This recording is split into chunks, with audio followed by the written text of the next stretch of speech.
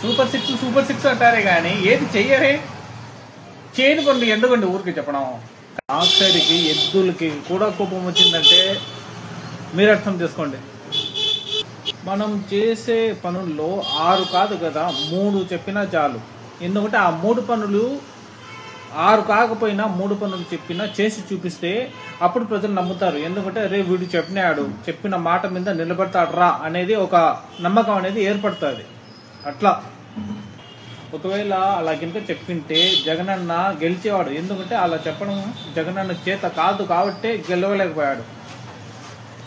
ఎందుకంటే జగనన్న చేత కాదు కాబట్టి. ఎందుకంటే చేసే పనులు 2-3 చెప్పాడు అంతేగాని వీళ్ళలాగా 6 చెప్పడం 60 చెప్పడం అట్లా చేత కాలేదు కదా.